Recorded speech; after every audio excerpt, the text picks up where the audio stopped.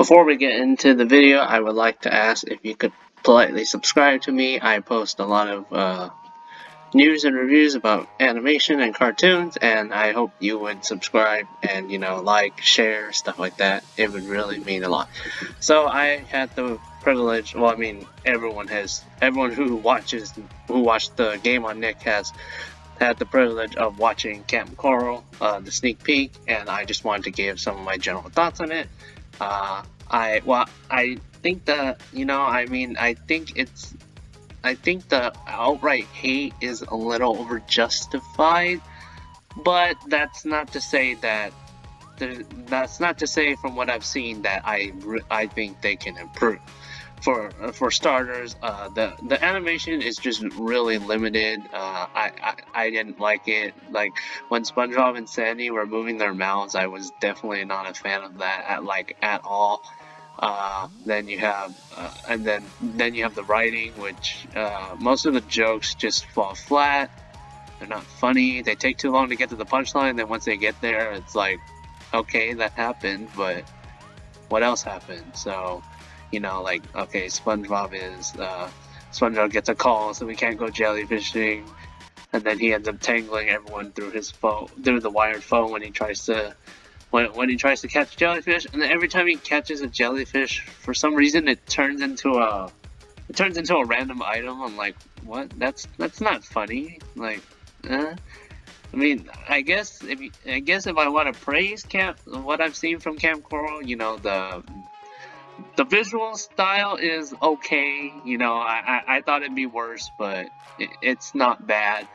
But really, everything else needs improvement.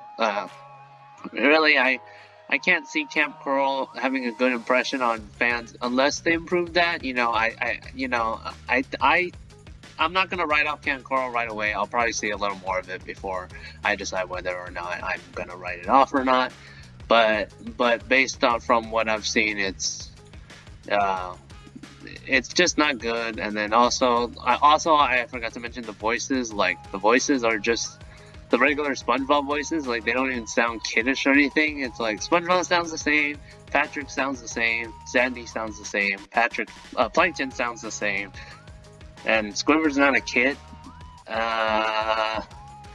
Yeah, so I'm just hoping this is one of those issues where it's just, the pilot or whatever was pitched, quickly, like this was more of the problem rather than it's a recurring issue throughout the show. I know first season shows don't tend to be very good, but I mean the first season of SpongeBob for the most part was pretty solid. So in a way, I think Kamp Koral could benefit, but it needs to fix whatever problems that it has in the sneak preview ASAP. Otherwise, I don't think it's gonna last. Maybe season 1 might be poor, but that will leave a bad impression on fans. So if it does get a second season, I would like to see some improvement. Like because the voices are poor. The setting doesn't really have anything to do with it. I was also not a fan of the animation. It was just really limited. So yeah, those are really my overall first thoughts on Kamp Koral.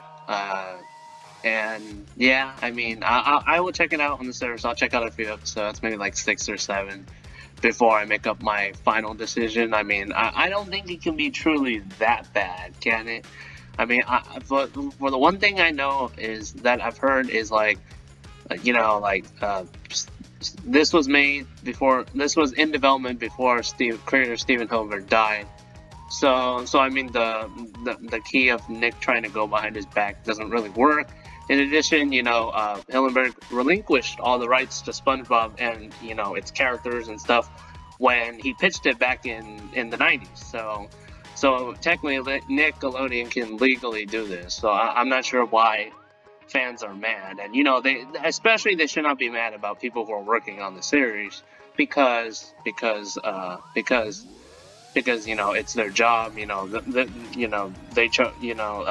studio assigned them to do this work, so you can't really put the people who work on the show at fault for it so much because because for the most part it wasn't really their choice. Oh, yeah, I didn't like Hoops, but I'm not gonna like hate on the people who worked on it just because I didn't like it, that kind of thing.